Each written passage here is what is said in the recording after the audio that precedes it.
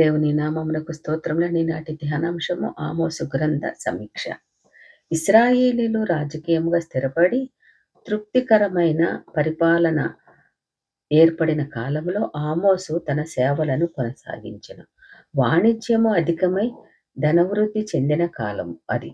అల్పకాల సుఖభోగములను దుర్నీతియు అధికమైనవి. సత్య ఆరాధనా స్థానంలో వేషధారణ ఆచారములు ప్రారంభమైనవి. ఇది అజాగ్రత్త. దేవుని శిక్షను నిర్లక్ష్యము చేయుటను పెంపొందించి క్షామము, కరువు, తెగుళ్ళు, యుద్ధము, నాశనము మొదలగునవి ప్రజలకు మారు మనసు కలుగు చేయలేకపోయినవండి. పశువులను మేపుకొనున్నట్టు ఒక యవ్వనస్తుడు ఆమోసు.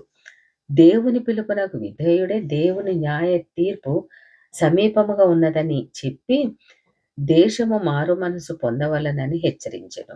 చెడిపోయిన ఒక పండ్ల గంప వలె వేషధారణ, భక్తి, ఆత్మీయ నిర్లక్ష్యము వలన దేశము ధార్మిక అధపాతాళంలోనికి పోయినది. న్యాయ తీర్పును ఎదుర్కొనవలసి వచ్చెను.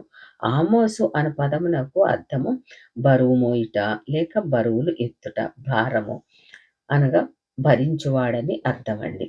కలహకారులైన ఇశ్రాయేలీయుల యొక్క పాప భారములను మోసిన రీతిగా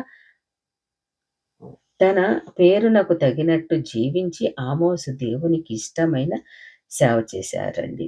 ఈ గ్రంథ రచన ముఖ్యోద్దేశము ఉత్తర దేశపు రాజైన ఇశ్రాయేలు వారి యొక్క సుఖభోగములకును విగ్రహారాధనకులను పేదలను హింసించినందున వచ్చు న్యాయపు తీర్పు ప్రకటించుటయే. గ్రంథ సమీక్ష. ఆమోసు పశువుల కాపరండి. ఆమోసు గ్రంథం 7వ అధ్యాయం 14-18 వచనములలో మనకి అక్కడ కనిపిస్తుందండి. దేవుని చేత పిలువబడ్డాడు. ఇతను యెరూషలేమునకు దక్షిణమున 12 మైళ్ళ దూరములో ఉన్న తెకోవా అను గ్రామమునకు చెందినవాడు. అతని అరణ్య జీవితము గురించి ప్రస్తావించబడిందండి. ఆమోసు గ్రంథం 3వ అధ్యాయము 4వ వచనము, 5వ వచనం, 12వ వచనము, 5వ అధ్యాయము 8వ వచనము, 9వ వచనము, 9వ అధ్యాయము 9వ వచనం అండి. గ్రామవాసిగా ఉన్నను దేవుని వాక్యముతో మంచి పరిచయము కలిగిన వాడండి. ఇశ్రాయేలు ఆత్మీయ స్థితిని గురించి తెలియచేయగా ప్రజలు నమ్మలేదు. ఉత్తర రాజ్యంలో ప్రజలు అనుసరించిన దుర్నీతిని ఖండించినందున ప్రజల ఆగ్రహమునకు గురి కావలసి వచ్చినది. ఆ గ్రంథ రచయిత ఆమోసేనని పండితుల అభిప్రాయం అండి. కాలము. యూదారాజైన ఉజ్జియా దినములలోను ఇశ్రాయేలు రాజుకు యెహోషువ కుమారుడైన యెరోబాము దినములలోను భూకంపము కలుగుటకు 2 సంవత్సరముల ముందు ఆమోసు ప్రవచించుట ప్రారంభించాడండి. కనబడిన దర్శన వివరము అనగా 1వ అధ్యాయం 1వ వచనం ప్రకారం ఉజ్జియా యూదాను పాలించిన కాలము క్రీస్తు పూర్వము 792 నుంచి 749 వరకు. ఉజ్జియా కాలంలో కలిగిన భూకంపమును గూర్చిన సుమారు 200 సంవత్సరముల తరువాత జకరియా ప్రవచించాడండి. జకరియా గ్రంథం 14వ అధ్యాయం 15వ వచనం ప్రకారం. ఆమోసు 7వ అధ్యాయం 11వ వచనంలో క్రీస్తు పూర్వం 272లో సంభవించిన అష్షూరు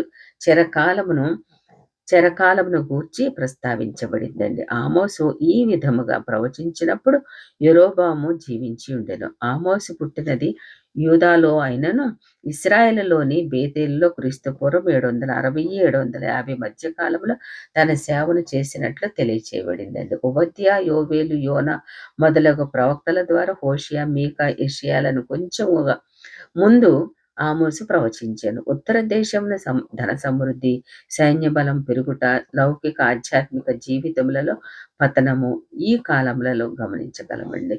2వ అధ్యాయము ఆమోసు గ్రంథము 2వ అధ్యాయం 6-8 వచనంలో, 3వ అధ్యాయం 10వ వచనం, 4వ అధ్యాయం 1వ వచనం, 5వ అధ్యాయం 10-12 వచనంలో, 8వ అధ్యాయము 4-8 వచనంలో అండి. ఇశ్రాయేలు రాజధాని సమరయలో ధనవంతులు పేరాశతో పేదవారిని దోచుకొనుచున్నారట. శిస్తు భారమును పెంచుట ద్వారా ఆస్తులను అపహరించి పేదలకు బానిసలుగా చేశారు.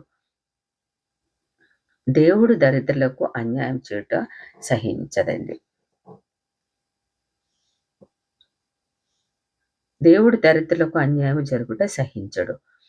క్రీస్తును గూర్చి ఎదురు చూచుట ఈ గ్రంథంలో చివరి భాగంలో చూడగలమండి.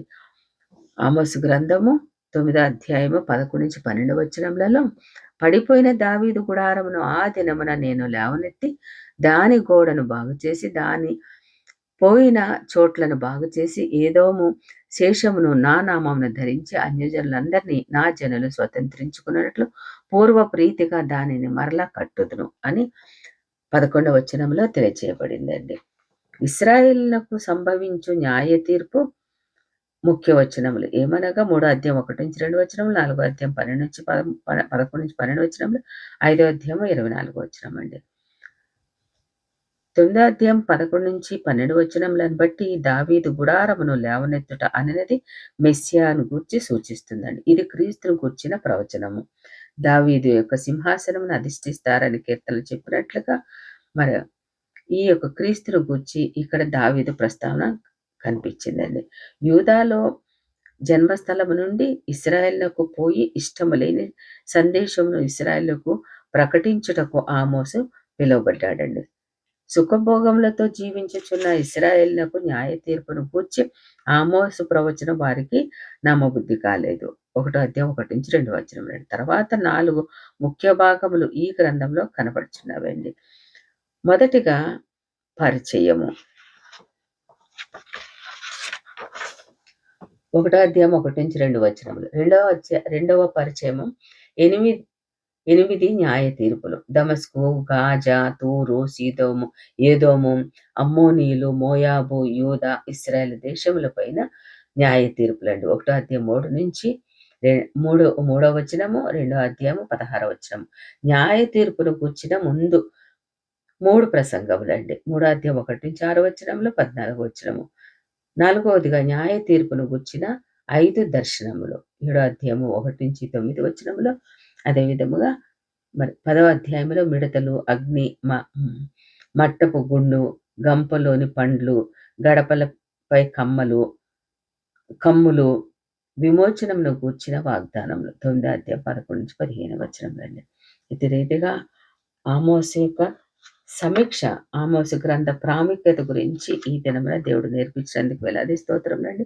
రేపటి దినమున ఆమోసు గ్రంథం 1వ అధ్యాయము గురించి మనం ధ్యానించడానికి దేవుడు సహాయమును సమయమును దయచేయునుగాక. ఆమేన్.